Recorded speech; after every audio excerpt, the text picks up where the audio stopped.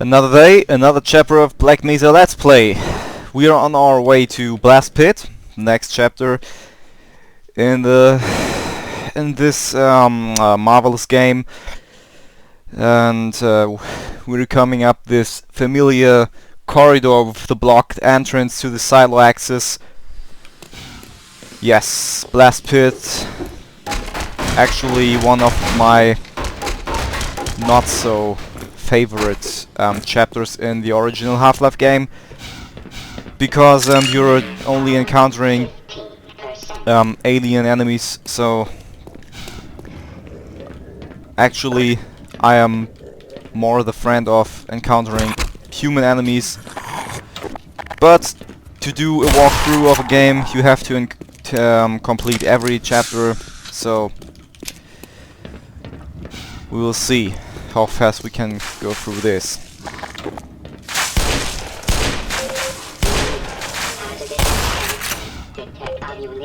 As you can see, the elevator area, which you have to unlock manually from over there or up there, has changed a little bit.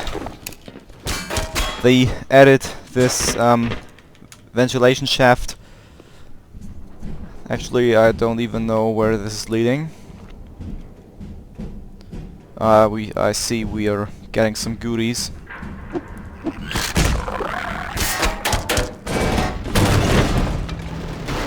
This is not so bad. This is actually an alternative route down the elevator shaft.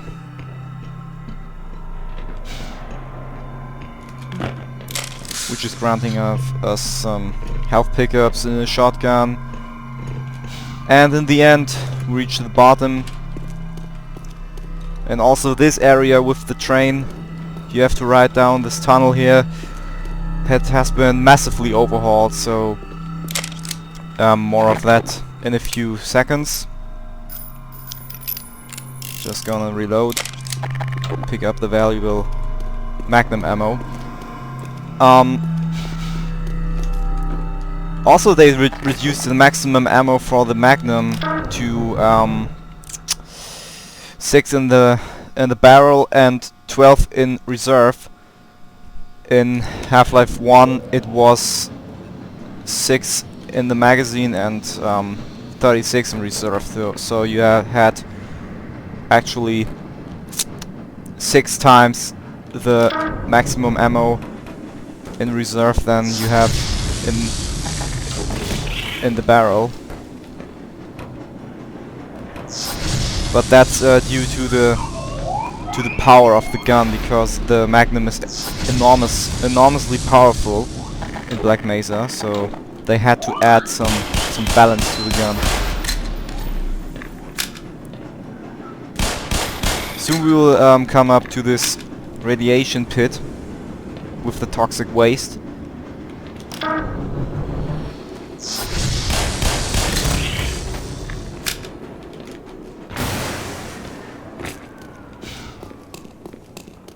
In Half-Life 1 there was a possibility to use this crash as a speed boost to kick yourself up this pipe where we are going here by foot.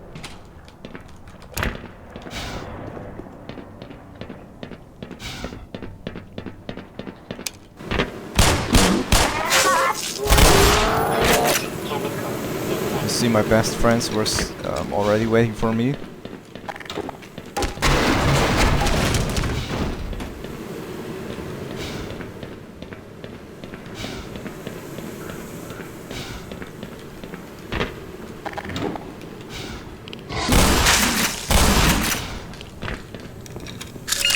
Power 15%. Power 30%. This area has also changed a lot. At least when you look at the cosmetics. But also the accessibility of this area here in this background has changed. before you weren't able to get over here.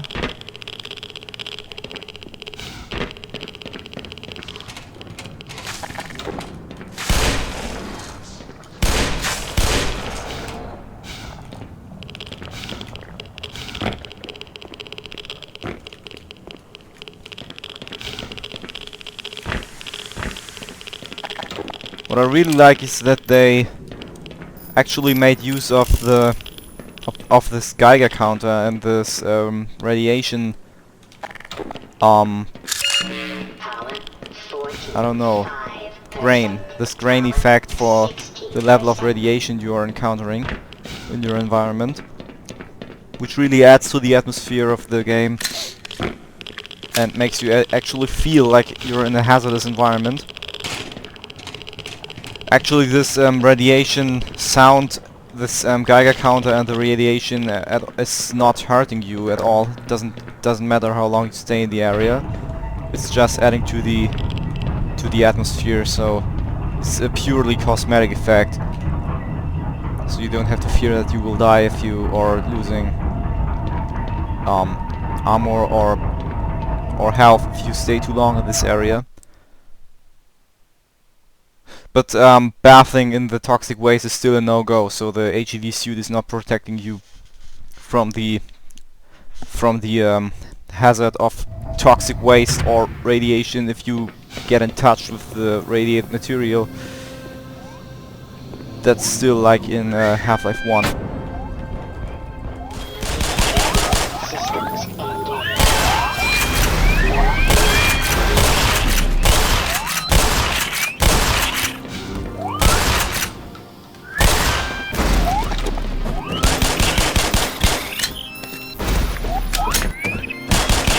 You can see those little guys have changed since Half-Life 1.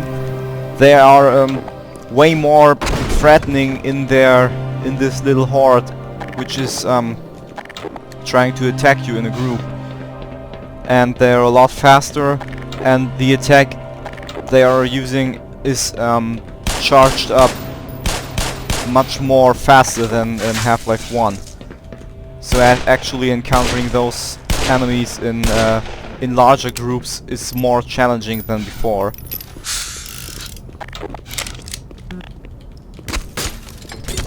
Not too bad.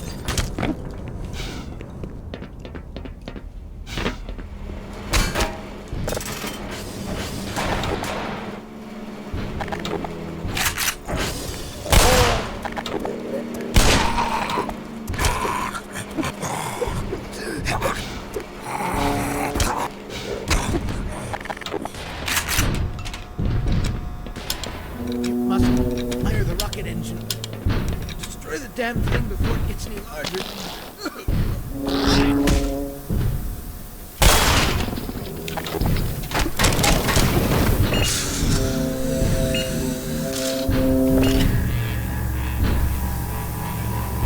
Yes, you can already hear what we are going up to.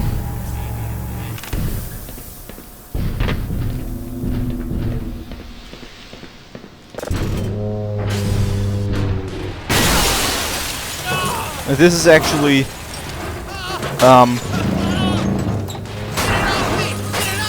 this scene has been in Half-Life 1 as well, but not that much scripted.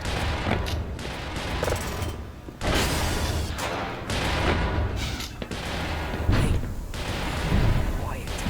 This thing hears us. Some scientists are going to the fuel engines. You with us?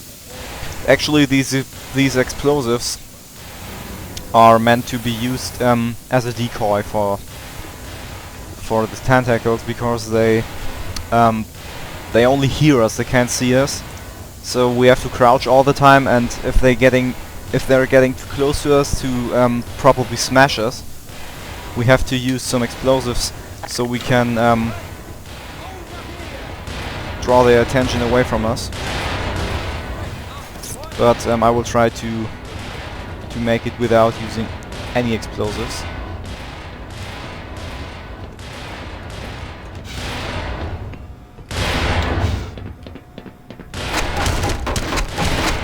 because it's possible. Took some damage, but that's not a big deal. So like in Half-Life 1 now, it's our task to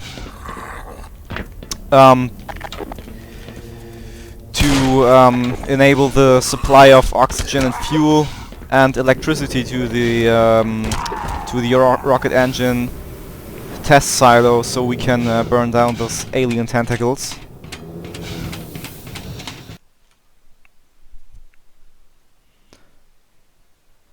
And the backdraft on this is that it's actually very time consuming, but to reach the areas and to enable the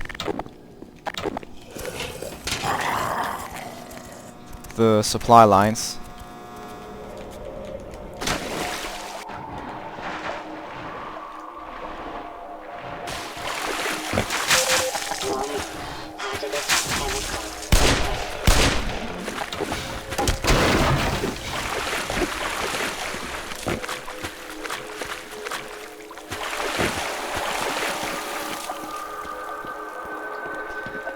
This is some creepy stuff down here.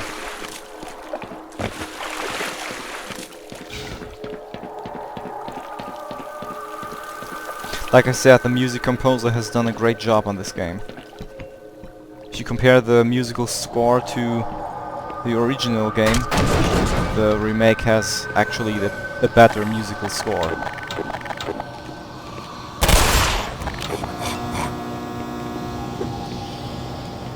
This looks healthy.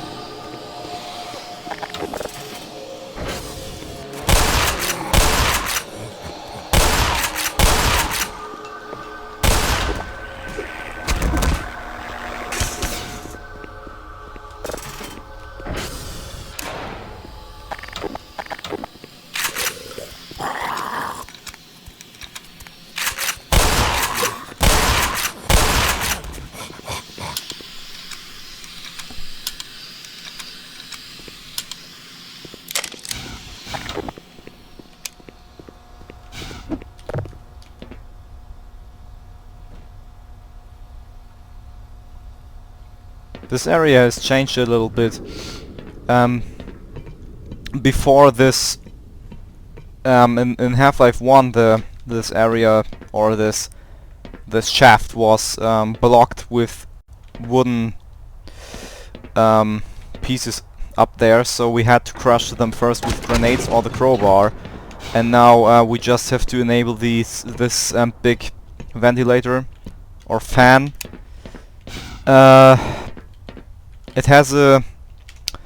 It's a bit delayed, so we can power it up. It will start, but it won't be so fast in the first time. So we can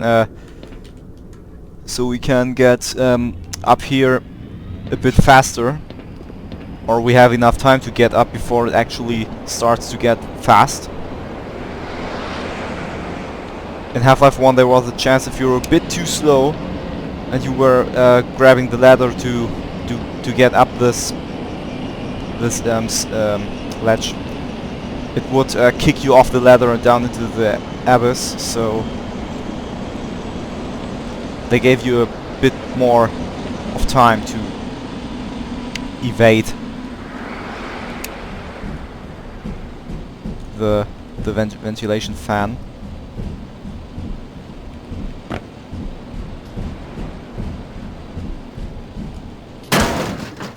Oh, this is interesting.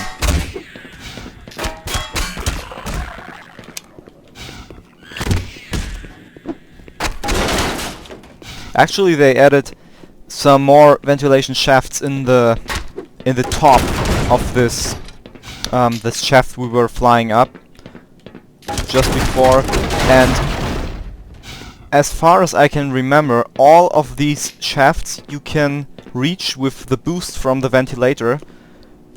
Takes you to a different area, but in the end it takes you always to this fuel and oxygen pump.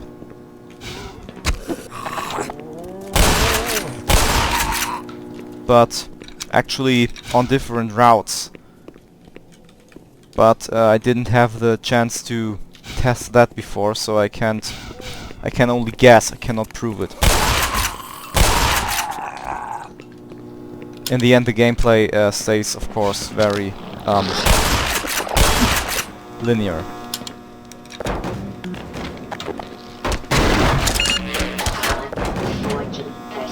But since it's an FPS game with a directed story, it has to stay linear.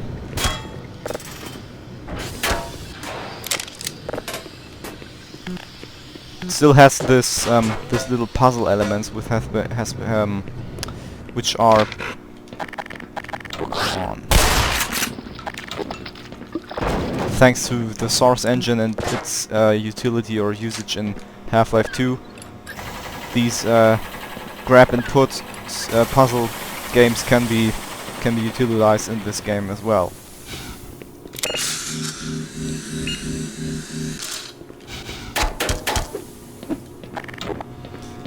Okay.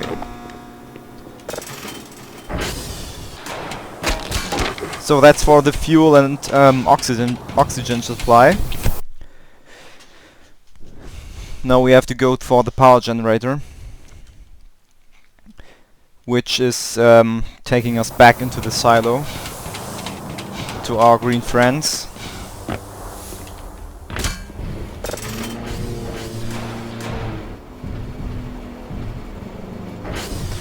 But actually, if you're fast enough, you don't even have to go back to the silo. Just you can take this shortcut, which is dropping you down one level, and you see I'm in the area I had normally to access by the ladder, and I'm going through this area, which is very hazardous. So I evaded the tentacles for this time. We still have to go all the way up through the silo as in the end when the power is turned on.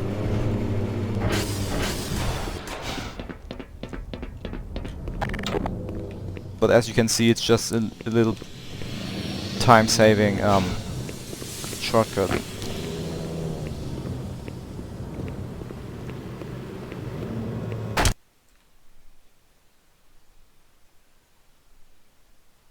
In Half-Life 1, in this corridor, there was a puddle of water which got electrocuted in the in after enabling the power generator.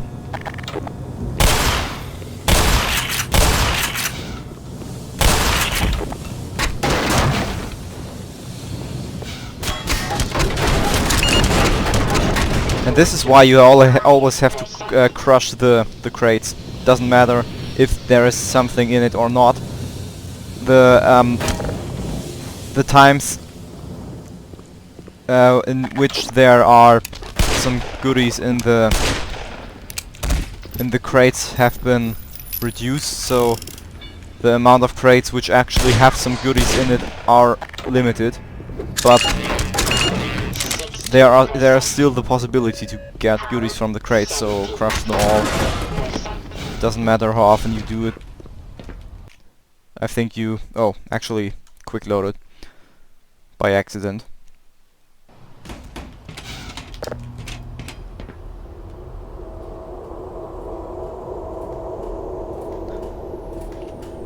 Like in Half-Life 1, it's not a good game to ride the elevator. Can't be serious.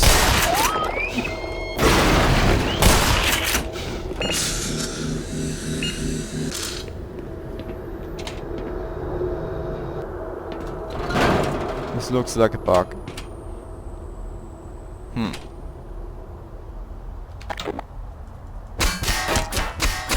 Goodbye. Well, doesn't matter. We don't use the elevator. It's the better choice to just jump to this ladder, because if you're going to ride the elevator, it will get stuck in the middle of this elevator shaft, and probably it could be even fall down. I hope no one expects me to go start the generator. The Smithers I think one of the Hound Eyes was dropping down. Back. Yeah, both of them.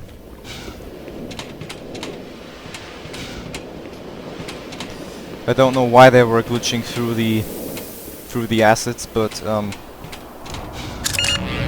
the game is still in early access, so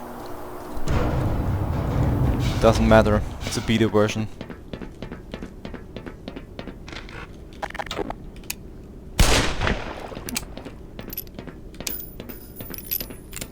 And for a beta version, this is very, very stable. Not like games from AAA producers and developer studios. I won't call them by name here.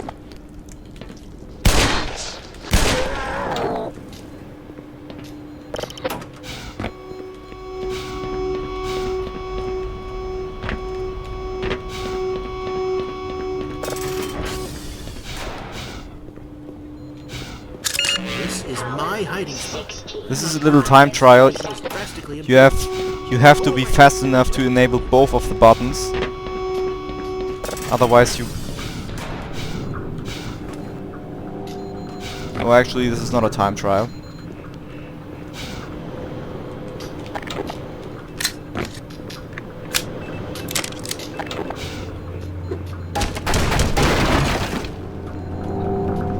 Well, doesn't matter. The power has been switched on, so we can go down back the shaft.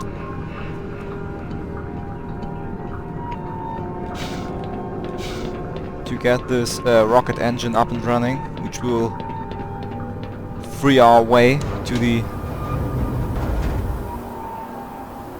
bottom of the rocket silo.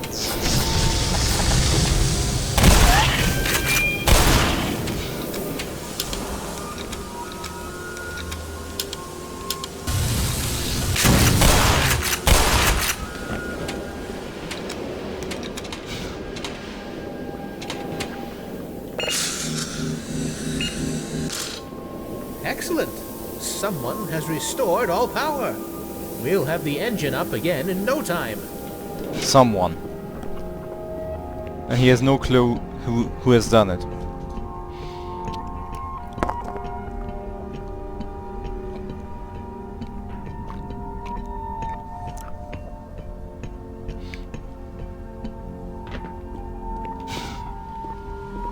So let's get all the way back.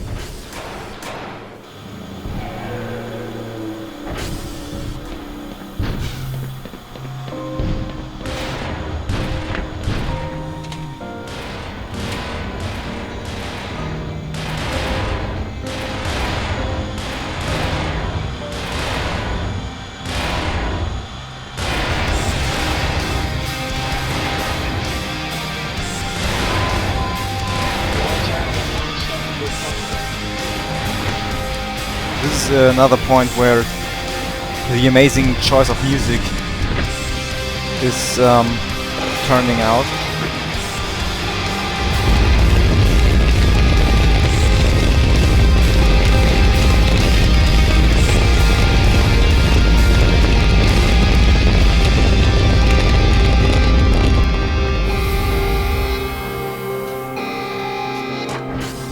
I still think this is a drill, do you? Well, I guess it's true. If it bleeds, you can kill it.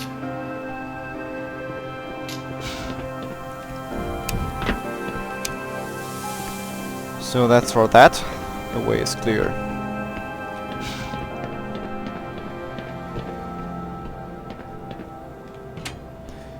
Now we just have to go down this bottomless hole.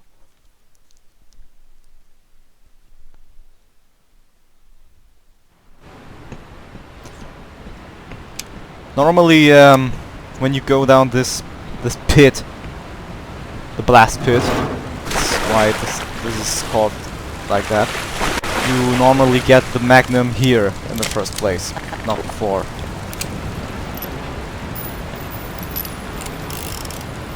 So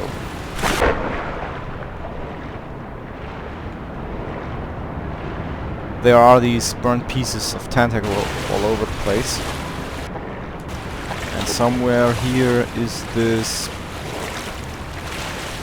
Yes, the exit.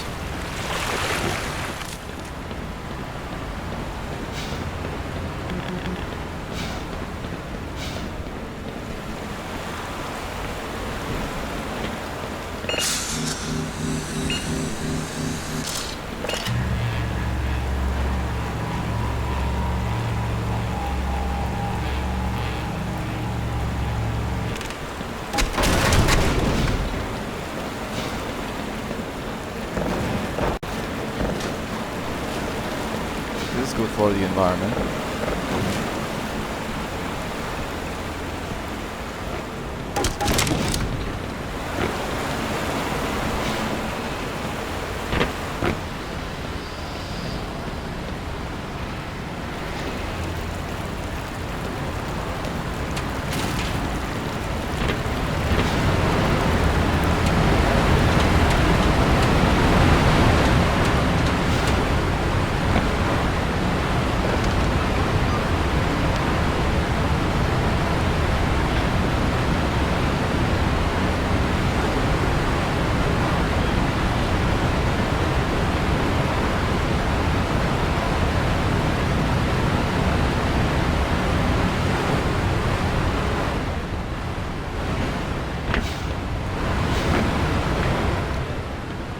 So now we are on the way to power up the next chapter,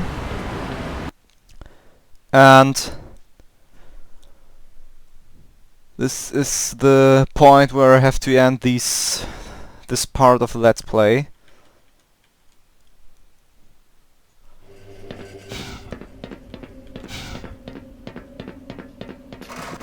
Okay, this is bad.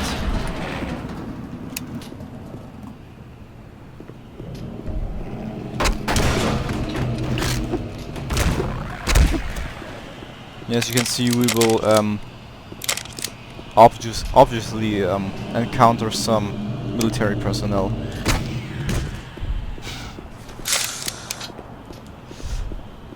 Okay, this is the corridor which will lead up to power up. So I will see you again in the next chapter, and this is the end of this part. So anarchy out until then. See you in the next part.